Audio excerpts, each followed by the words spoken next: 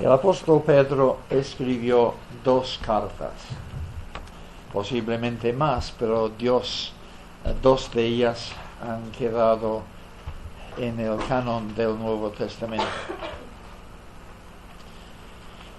Se ve que fueron dirigidas a los mismos lectores. En la primera epístola, versículo 1, hay una lista de áreas en lo que ahora es Turquía. Pedro escribía su primera epístola a los creyentes que vivían en estas zonas.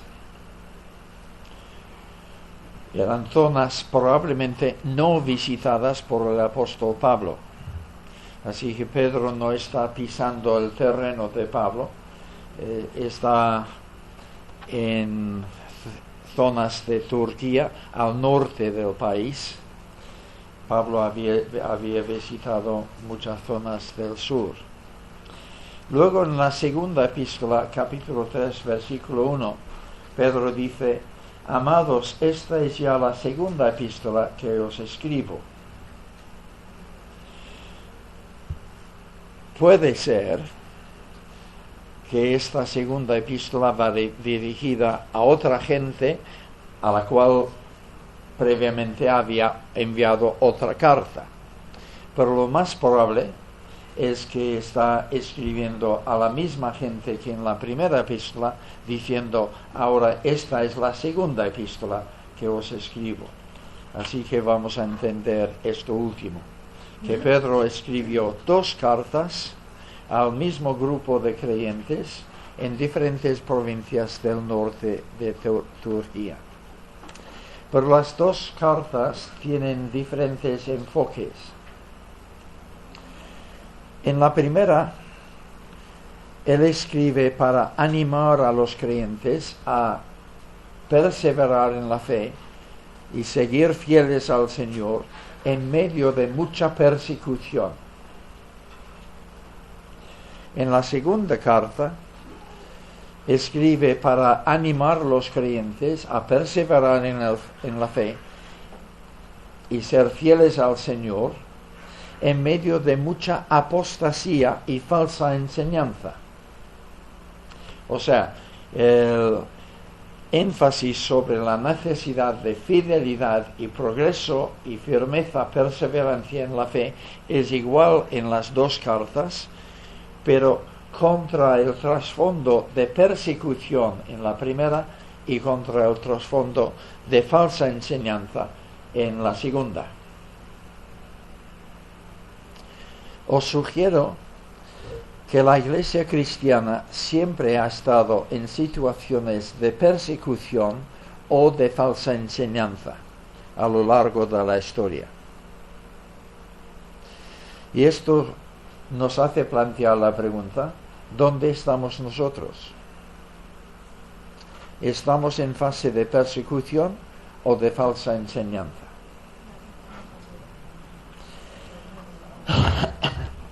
Bueno, cada cual tendrá su respuesta. Claro, pero vamos a hablar como españolitos en nuestro país. Algunos de vosotros estaréis sufriendo persecución, porque la persecución toma muchas formas. Y puede ser el sarcasmo de compañeros de trabajo, o puede ser el rechazo de familiares que no son creyentes, o puede ser una persecución en toda regla organizada por el Estado. Nosotros no estamos viviendo lo último, pero puede ser que tú personalmente estás pasando malas situaciones en tu lugar de trabajo o en tu familia, porque quieres mantener un buen testimonio para el Señor, pero tus compañeros o tus familiares no lo admiten y por lo tanto sufres cierto grado de persecución. Sin embargo, pienso que estamos viviendo tiempos muy peligrosos en cuanto a la falsa enseñanza.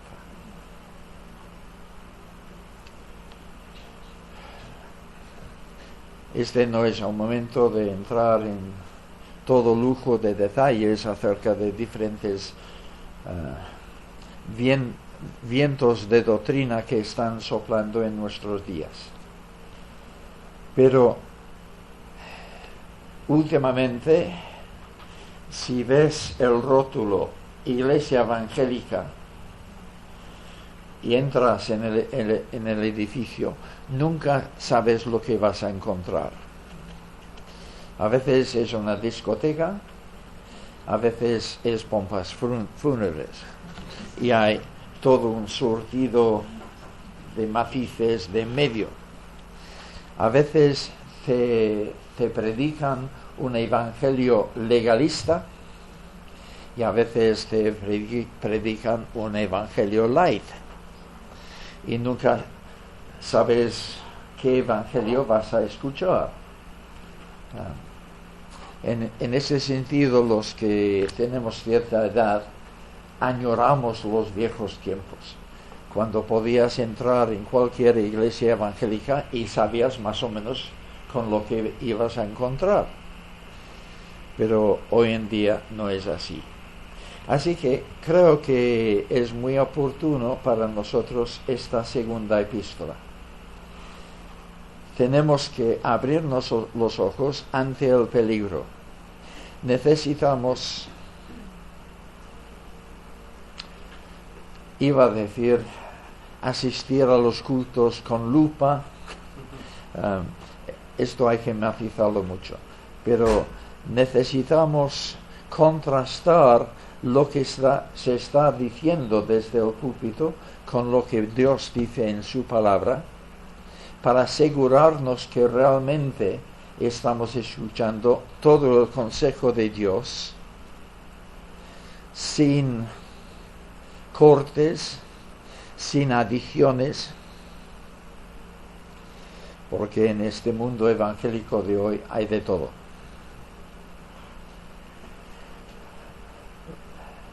Pero no vayamos con tanta lupa que nunca aplicamos lo que Dios está diciendo. ¿Entendéis? Vale. Lo interesante de esta epístola es que Pedro no aborda las enseñanzas falsas concretas que estaban siendo predicadas en aquel momento. Él habla mucho de los métodos subrepticios de los falsos maestros, su lenguaje sofisticado, su burla hacia los fieles. Habla mucho de sus motivaciones, les interesa el dinero, les interesa su propia importancia, pero no entra en detalles acerca del contenido de lo que estaban predicando. Dice que estaban negando al Señor que les había comprado, así que algo de lo que decían iba en contra de la persona y obra del Señor Jesús, pero no sabemos exactamente qué es lo que decían. Sí que dice en el capítulo 3 que se burlaban de la idea de la segunda venida. Y por supuesto, la falsa enseñanza siempre ha cuestionado la realidad, la autenticidad de la segunda venida de Cristo.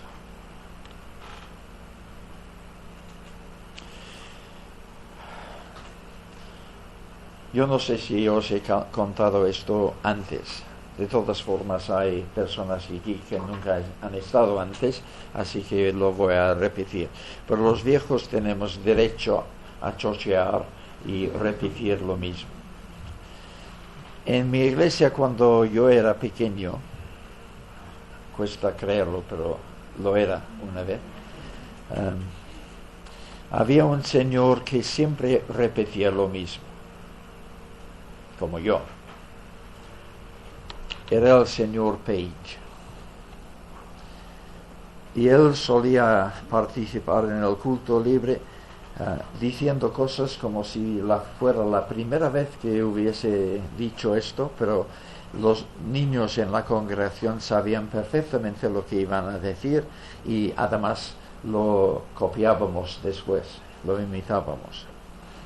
Él siempre decía: esta mañana, cuando me desperté, lo primero que hice fue ir a la ventana, correr las cortinas, mirar al cielo y decir: Señor, quizás sea hoy.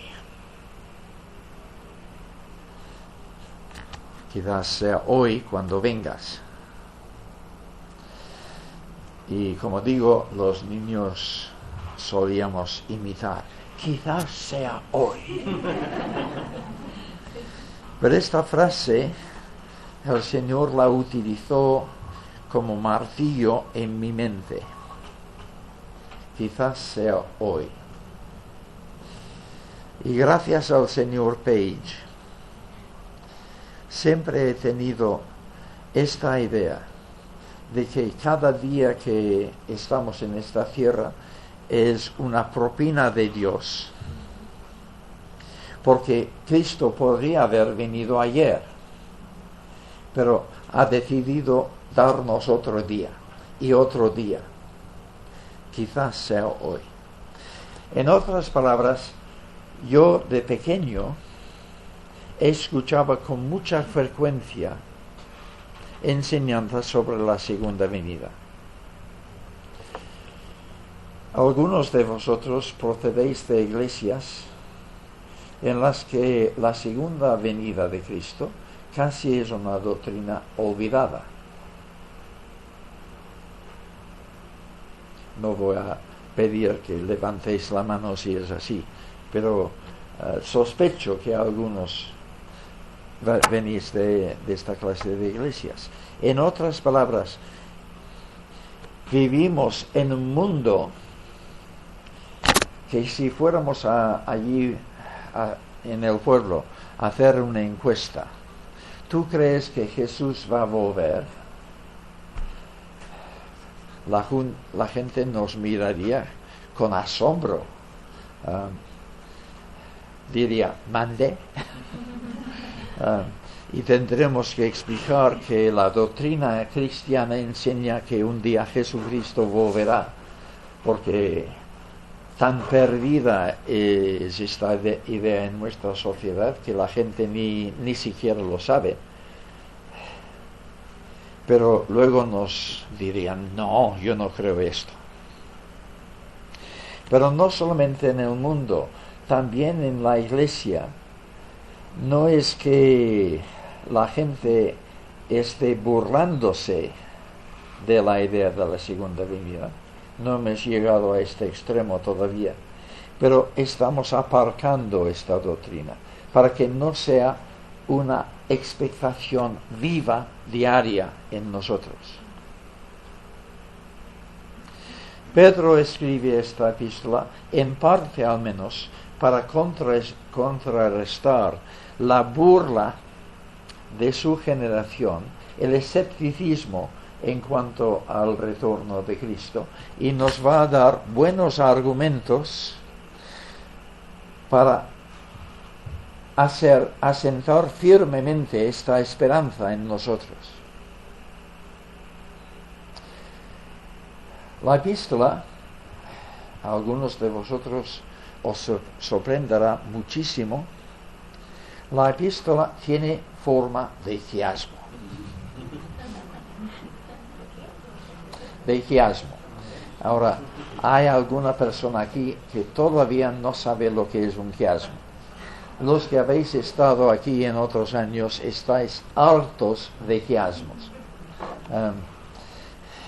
Así que tendré que explicar otra vez. Un quiasmo es una figura literaria en la cual, digamos un párrafo, en el cual la primera idea se corresponde de alguna manera con la última, La segunda idea se corresponde con la penúltima, la tercera idea con la antipenúltima, y la idea clave está en el centro. Por si no lo sabíais, la Biblia está llena de quiasmos. Así que habéis estado leyendo quiasmos toda la vida, como aquel señor de una comedia de Molière que descubrió que había estado hablando prosa toda la vida e iba jactándose: yo sé hablar prosa. Bueno, ahora sabréis identificar quiasmos. En el centro de la epístola, el capítulo 2, hay 3 capítulos, el capítulo 2 enteramente se dedica al tema de los falsos maestros. Así que el tema central son los falsos maestros. Es curioso porque esta parte de la epístola corre paralela a la epístola de Judas. Sabéis que en la Biblia hay una epístola de Judas. Hasta aquí alcanza vuestro conocimiento, ¿no? No es Judas Iscariote, es el otro. La epístola de Judas y el capítulo 2 de Pedro son muy similares, tan similares que es obvio que uno de los dos influyó en el otro. La mayoría de comentaristas, y yo también, pensamos que Pedro echó mano a lo que había escrito Judas. Esto porque Pedro a veces simplifica un poco lo que dice Judas, evita citas de libros apócrifos del Antiguo Testamento para hacerlo más bíblico. Y probablemente Pedro decidió, al llegar al tema central de su epístola, puesto que mi hermano y amigo Judas ya ha escrito una epístola sobre este tema, voy a copiar lo que él dijo. Pero no es copiar mecánicamente, es expresar Pedro en sus propias palabras la misma secuencia de ideas, incluso las mismas ilustraciones que encontramos en la epístola de Judas. Pero este es el centro del quiasmo de la epístola. La idea central son los falsos maestros. A cada lado, concretamente en la segunda parte del capítulo 1 y la primera parte del capítulo 3, el tema versa sobre las últimas cosas: el retorno de Cristo, el establecimiento del reino eterno, el fin del mundo tal y como lo conocemos ahora, el juicio. Todas estas cosas están en estas 2 secciones, una antes de los falsos profetas y otro después. Aún antes y después, el quiasmo tiene forma A, B, C, B, A. C, falsos maestros; B, segunda venida y sus secuelas; y C, una llamada a la vida santa, una llamada a la perseverancia, a seguir adelante hacia la meta, y la definición de cuál es la meta. Así que la epístola empieza con una fuerte llamada a la consagración y acaba con una fuerte llamada a la consagración. Así que tenemos en esta epístola llamada a la consagración, porque Jesús vuelve, a pesar de lo que dicen los falsos maestros. Jesús vuelve y por lo tanto necesitamos vidas santas. ¿De acuerdo? A, B, C, B, A. Todos enterados, algunos tienen caras de besugos, pero vale. Pero ¿cuál es la meta? Cuando tú escuchaste el Evangelio y respondiste, lo hiciste porque querías ser salvo, ¿no? ¿O no?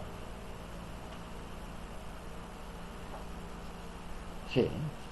Claudia dice que sí, nadie más dice que sí. Bueno, Abel también.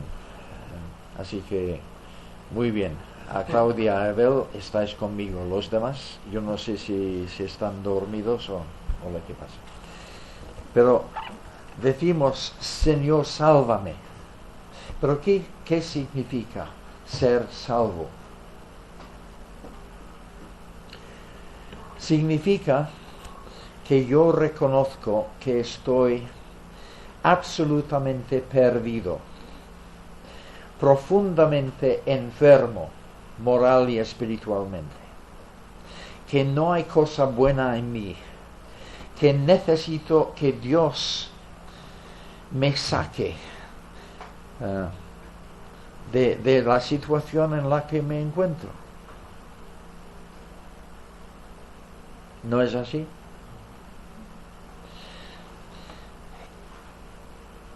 ¿Y cuál es el modelo de nuestra salvación? ¿Cuál es la meta hacia la cual Dios nos está conduciendo en este proceso de salvarnos? ¿No es la perfecta humanidad del Señor Jesucristo, que vemos en el Señor Jesucristo? Pablo dice en 2 de Corintios 3:18, mi versión, que Dios nos está transformando de gloria en gloria. Ya estáis un poco gloriosos, pero ni mucho menos tan gloriosos como un día estaréis. Porque la salvación, en un sentido, es un proceso, es un caminar. Dios nos está transformando de gloria en gloria por el Espíritu Santo hacia la perfección de la humanidad de Cristo. Y ahora, con esto en mente, vamos a leer nuestro texto de 2 de Pedro, capítulo 1, versículos 1 a 4. Leo en la Biblia textual. Simeón, aquí un inciso, esto es lo que dicen los mejores manuscritos, no Simón. Hay otro lugar en la Biblia, ahora no me acuerdo, donde Pedro es llamado Simeón Pedro, y aquí también. Simeón Pedro, un siervo y apóstol de Jesús el Mesías, a los que por la justicia de nuestro Dios y Salvador Jesús el Mesías han alcanzado una fe igualmente preciosa que la nuestra. Y puesto que esto suena lenguaje bíblico,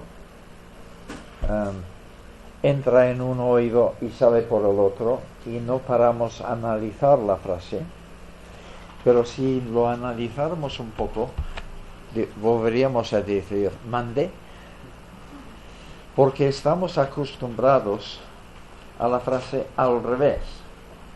Habríamos esperado que dijese, a los que por la fe en nuestro Dios y Salvador Jesucristo han alcanzado una justicia igualmente preciosa que la nuestra. ¿No?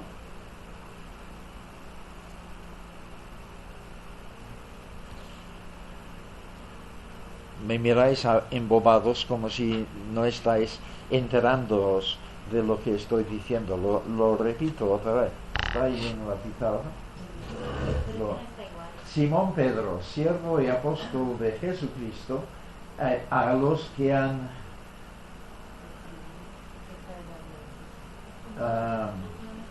creído. No, es el versículo 1. Vale. A los que habéis alcanzado por la fe en nuestro Dios y Salvador Jesucristo una justicia igualmente preciosa que la nuestra. Nuestra fe es la que nos justifica, ¿no es así en la Biblia? Pero Pedro está diciendo otra cosa. Está diciendo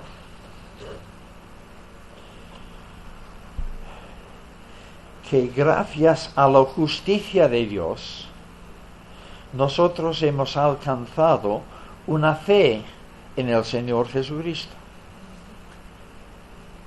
¿Y esto qué quiere decir?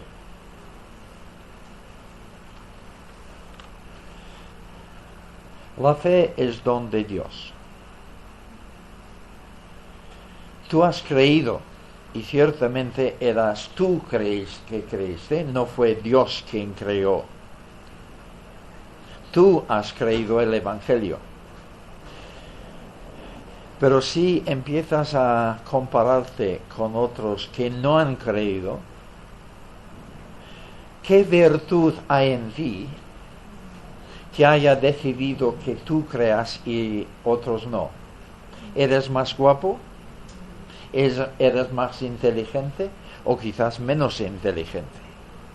Porque los que creen según el mundo somos bobos. ¿Eres mejor persona? A todo esto tendríamos que decir no. La fe es don de Dios.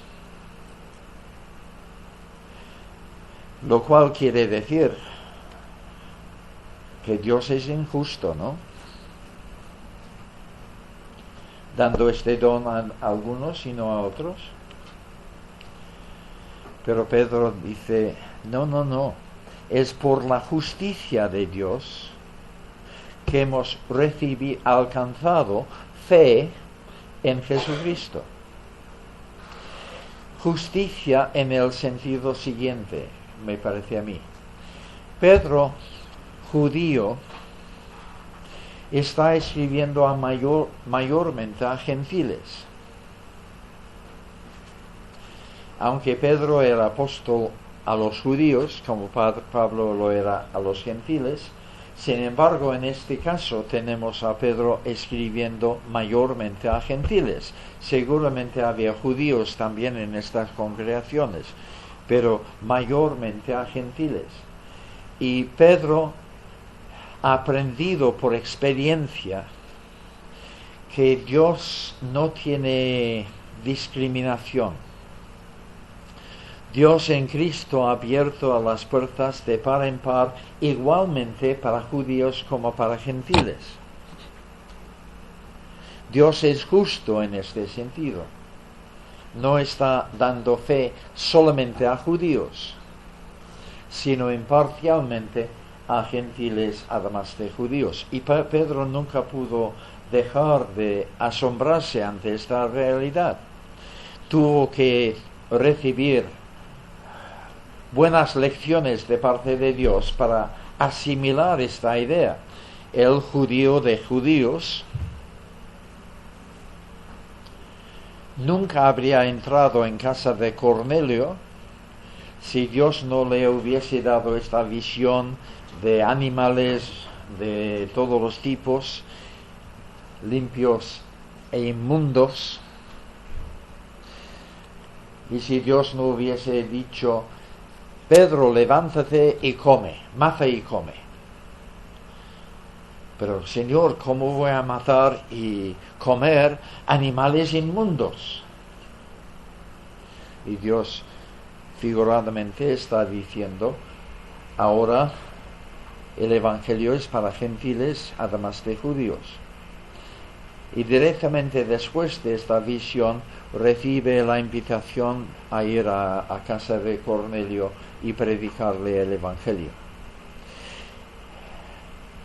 Y supongo que Pedro jamás habría aceptado como válida la conversión de Cornelio si Dios no hubiese hecho algo muy especial, haciendo caer el Espíritu Santo sobre Cornelio y los demás gentiles presentes de una forma tan evidente que empezaron a hablar en lenguas y Pedro pudo ver que el mismo Espíritu que se había derramado sobre los apóstoles en Pentecostés ahora estaba siendo concedido por Dios a los gentiles.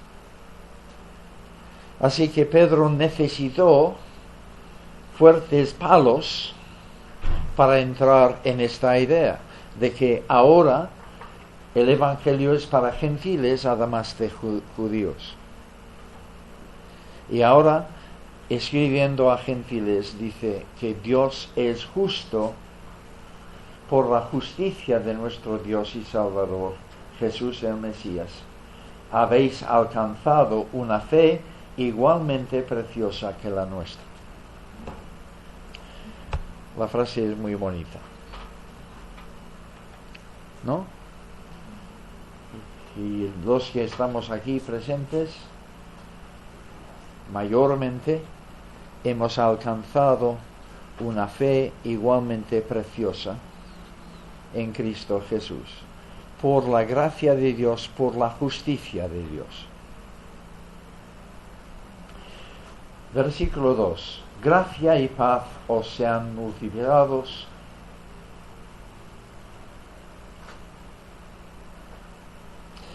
si han de ser multiplicadas, es de suponer que ya hemos experimentado cierto grado de gracia y paz.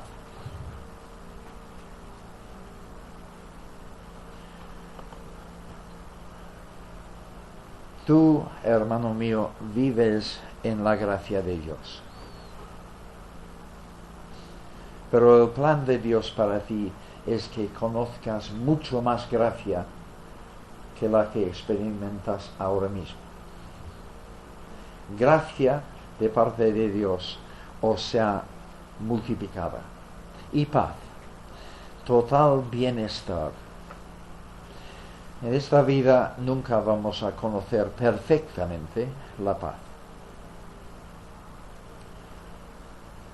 Pero es de esperar y desear que la conozcamos cada vez más, de forma que podamos afrontar pruebas cada vez más difíciles sin perder la paz, porque es una paz que sobrepasa todo entendimiento. Seguramente has pasado alguna experiencia ya en que te has maravillado de cómo lo estás soportando, porque humanamente hablando, tal y como eras hace X tiempo, te habrías hundido. Pero aquí estoy a flote, gracias a la paz de Dios, ¿no? Pero que esta paz os sea multiplicada. Esta es la oración de Pedro al principio de su epístola, y yo la hago mía en cuanto a todos los presentes. Y todos los presentes la hacéis vuestra en cuanto a todos los demás, porque somos un cuerpo, ¿vale?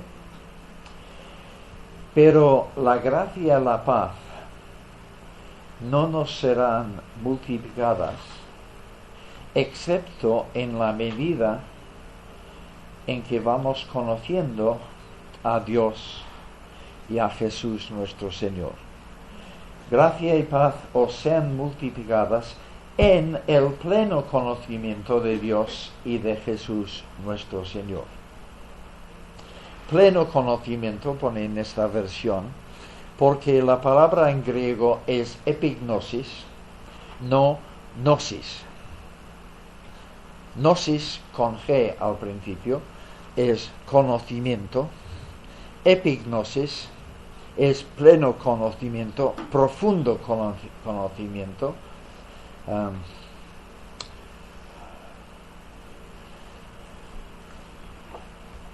Si llevas años en el Evangelio, seguramente habréis tenido experiencias como esta, que un día por tus estudios de la palabra o por escuchar un mensaje, descubres una enseñanza que siempre has conocido teóricamente, pero ahora se ha hecho más vital para ti y llega a ser importantísimo para ti. De forma que a partir de esta fecha miras atrás y dices, ¿cómo pude existir cristianamente antes de tener este conocimiento que ahora tengo? Lo que pasa es que has pasado de gnosis a epignosis, de conocimiento a profundo conocimiento. Y si sois como yo,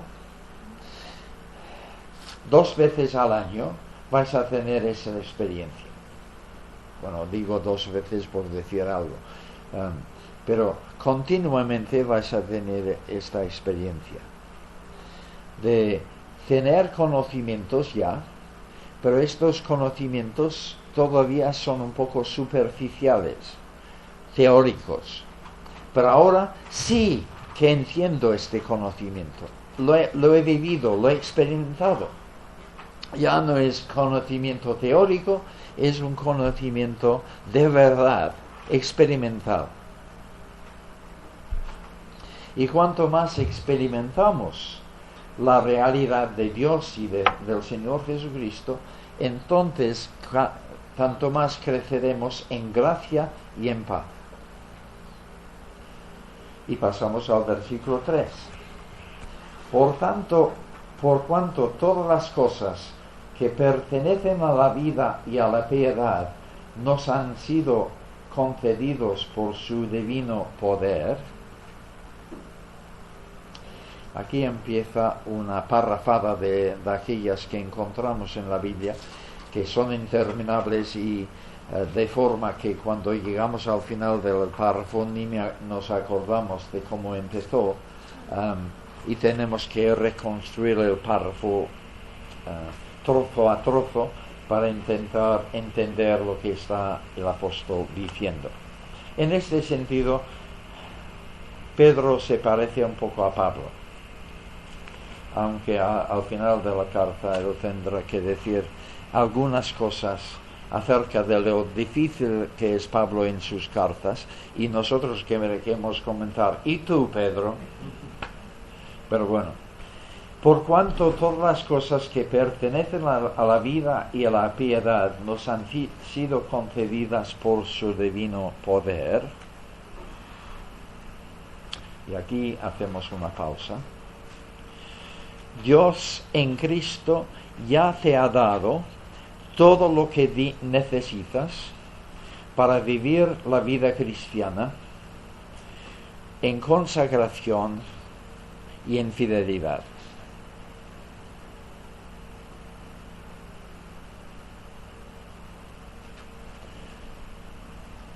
Ante lo cual yo estaba esperando que toda la congregación dijese amén, y ni una sola voz. Lo repito, Dios en Cristo te ha dado todo lo que necesitas ya para vivir la vida cristiana en consagración y fidelidad. Amén. Espero que haya salido del corazón y no solamente de la boquita.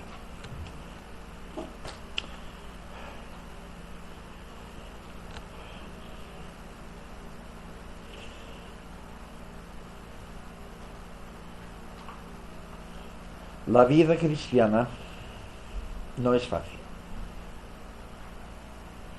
De hecho, en muchos momentos es chunga.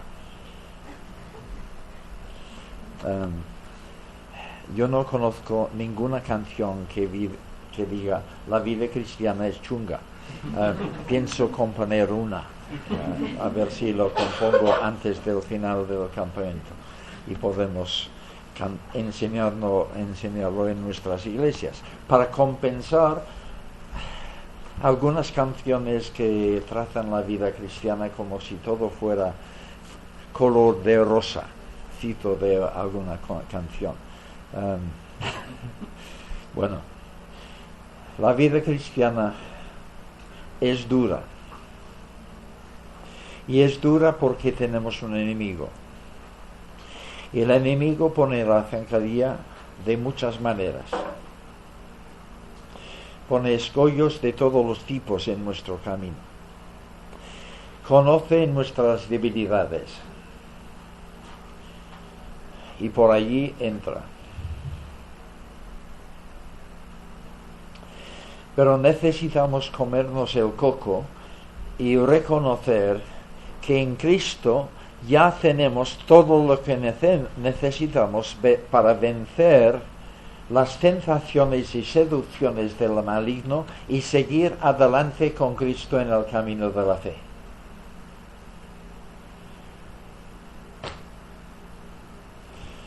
Dios permite estos escollos porque es necesario que nuestra fe sea probada. Si no lo fuera, nunca crecería.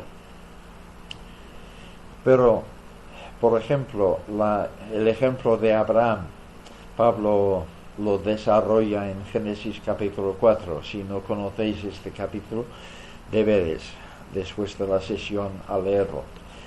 Pablo dice que desde el primer momento cuando salió de su tienda, vio todas las estrellas del cielo y creó la palabra de Dios. Así será tu descendencia. Desde aquel primer momento, la fe de Abraham causó su justificación delante de Dios.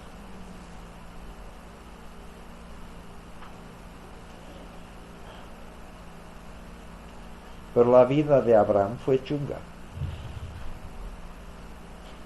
Año tras año tras año, sin ver ni una sola estrella. ¿Dónde está la promesa?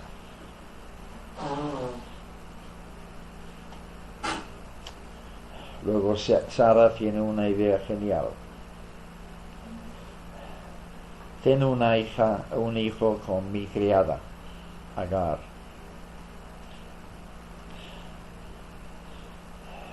La idea es fuerte, pero creo que muchas de las hermanas presentes podrán simpatizar.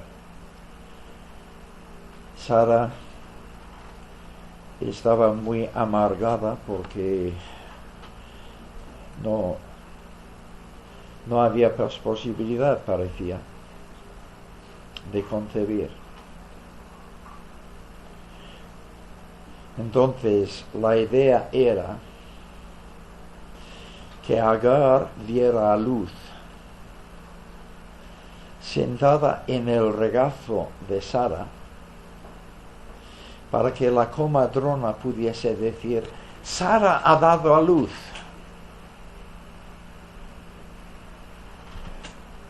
Cuando no era Sara, era la criada.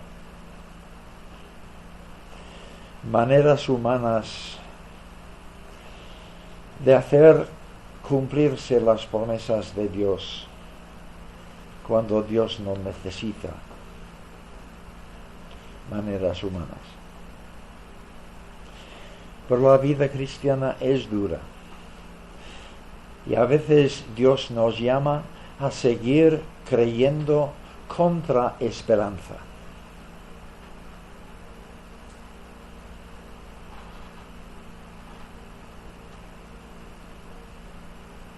Hay personas aquí que enseguida podrían dar testimonio de lo que esto significa.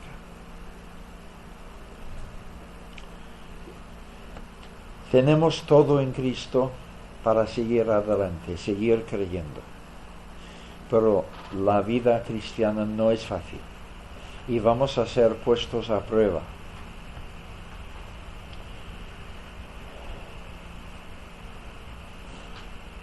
Mediante el conocimiento del que nos llamó por sus gloriosas proezas. Estamos en las mismas. Tenemos todo lo que nos hace falta, pero si no vamos progresando en el pleno conocimiento, epignosis, de aquel que nos ha llamado, seguramente fallaremos. No seguiremos en los planes de Dios para nuestra vida y nuestra piedad. Espero que la palabra piedad nos asuste. ¿Cuántas personas piadosas hay en esta sala?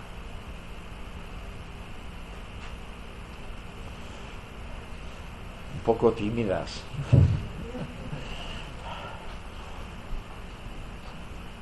Una persona piadosa no es una persona beata.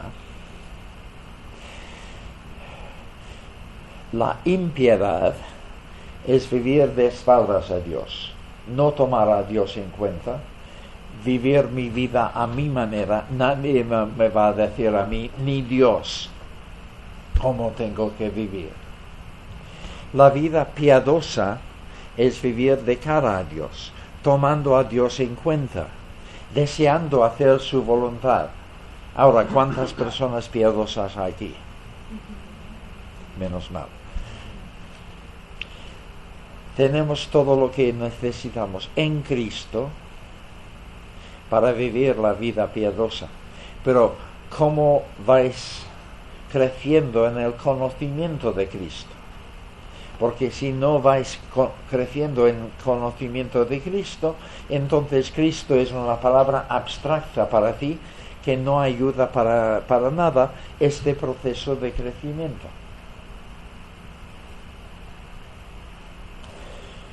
Por medio de las cuales nos ha dado preciosas y grandísimas promesas.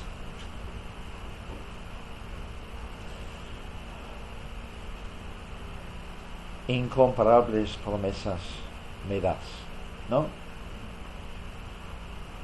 Mi Cristo, mi Rey.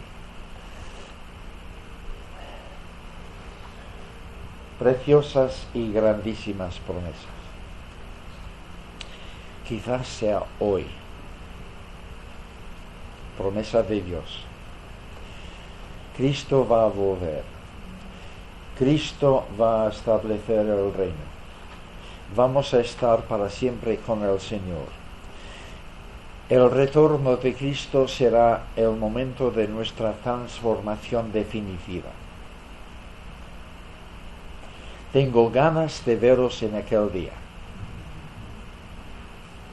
A mí no me vais a reconocer, porque llevo en mi cuerpo las marcas de más de 70 años de pecado. Y estoy muy desfigurado. Pero espero que en aquel día toda la desfiguración desaparezca, los kilos de más también. Y entonces me vais a conocer en gloria. Y yo a vosotros. Yo no sé si el Señor permitirá que tengamos un pequeño encuentro, únicamente los que estamos en esta sala, para conocernos allí tal y realmente somos potencialmente en el Señor Jesucristo. Pero tenemos gloriosas promesas, ¿verdad? Y algunos de nosotros a veces nos desesperamos mirándonos en el espejo y diciendo, ¿cuándo viene aquel día de nuestra transformación? Cuando yo sea completamente ajustado a la imagen perfecta de la humanidad de Cristo. Esperamos nuevos cielos y una nueva tierra. Esto lo veremos en esta epístola. Vamos a estar libres de toda corrupción.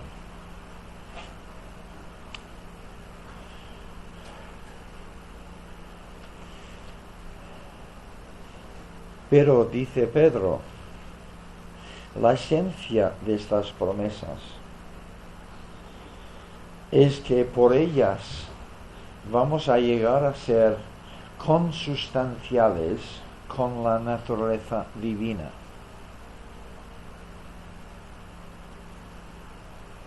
Y por tercera vez decimos, mande, partícipes de la naturaleza divina. Enseguida me vienen a la mente dos textos de Génesis. El primero es la tentación de Eva. Serás como Dios. Una tentación diabólica.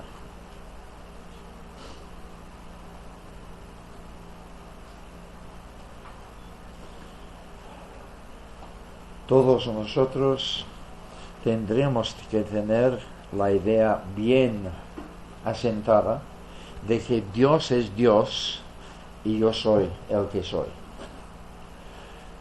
Y Dios siempre será el que es,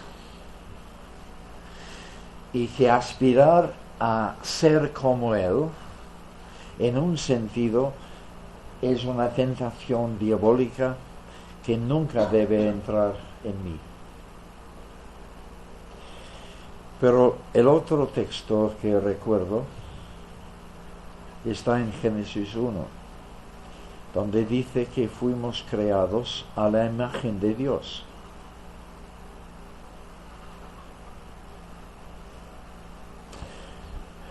La imagen de Dios en nosotros ha quedado muy desvirtuada por nuestra caída en el pecado.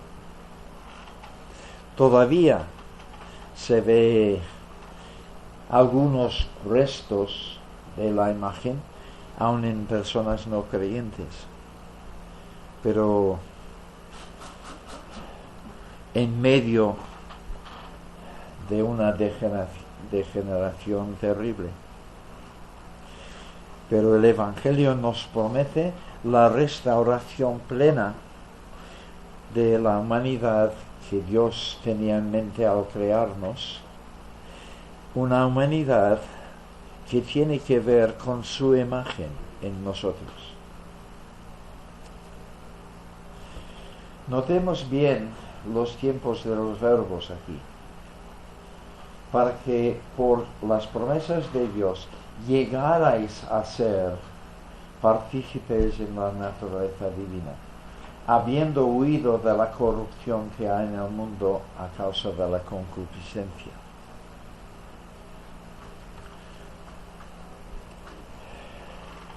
Esto de adquirir, de llegar a ser partícipes de la naturaleza divina, es un proceso. Tendrá su cumplimiento perfecto en el futuro, pero ahora mismo debería ser un proceso vivo en nosotros. Tendría que ser un poco más como Cristo ahora que hace un año, y un poco menos que el año que viene.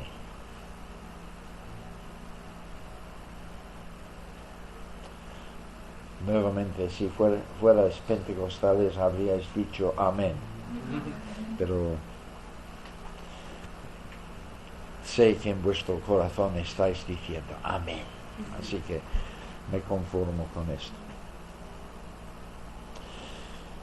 En un sentido, en Cristo ya participemos de la naturaleza divina.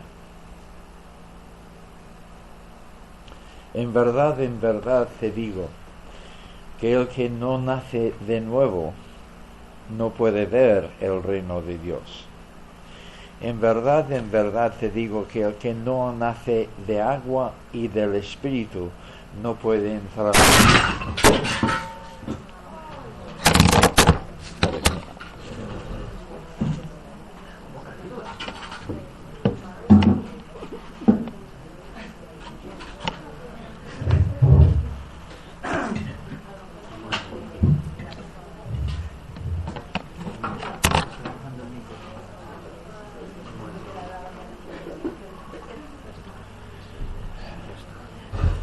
Menos mal que no somos supersticiosos.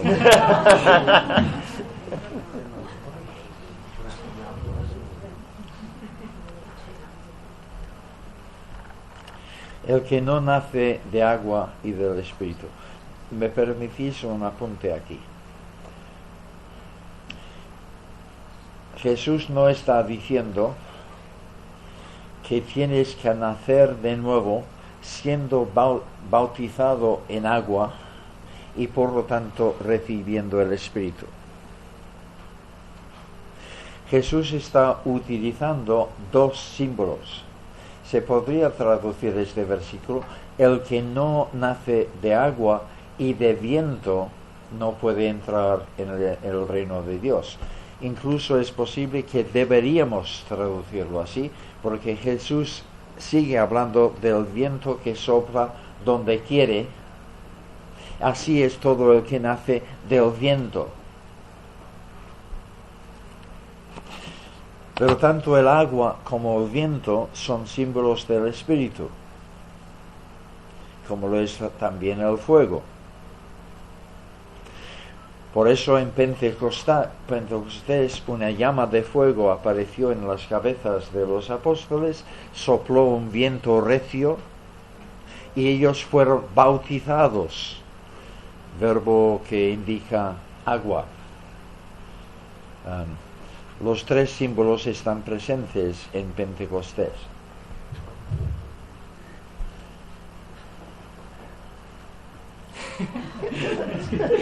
Gracias a los ayudantes que tienen dones de servicio. Así que, a mi entender, Jesús no está diciendo que el bautismo en espíritu viene cuando somos bautizados en agua, sino que está diciendo es necesario que seas bautizado en el Espíritu, en agua y en viento, dos símbolos del Espíritu. Pero dejemos Juan. De modo que si alguno está en Cristo, nuevas creaciones. Estas frases indican un nuevo comienzo, un nuevo nacimiento. Nacemos no físicamente, sino espiritualmente. Nacemos conforme a Dios. Amados, ahora somos hijos de Dios. Y aún no se ha manifestado lo que habremos de ser.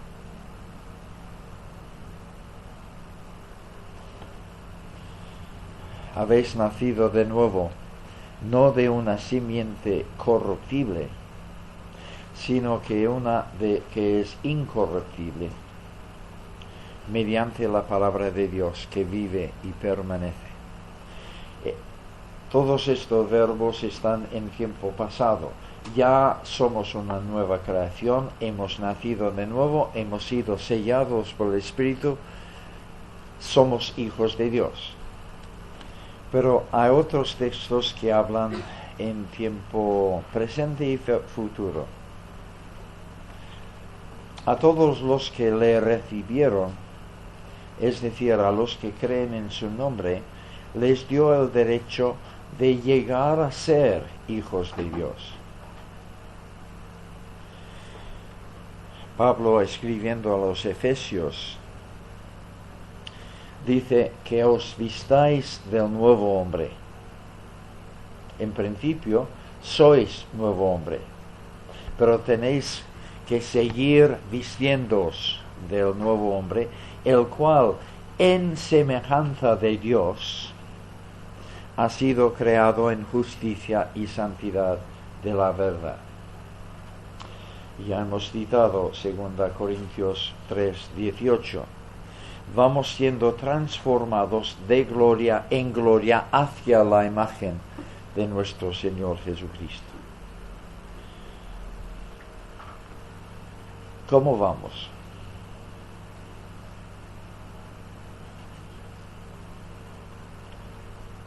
¿Vamos creciendo?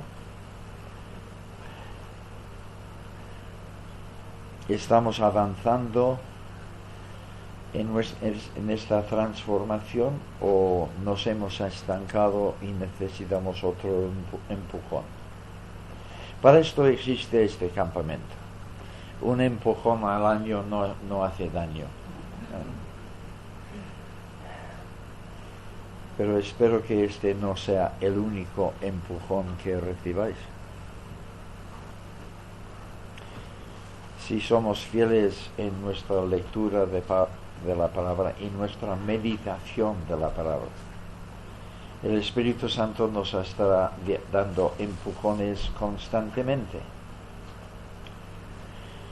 Algunos de los presentes somos veteranos.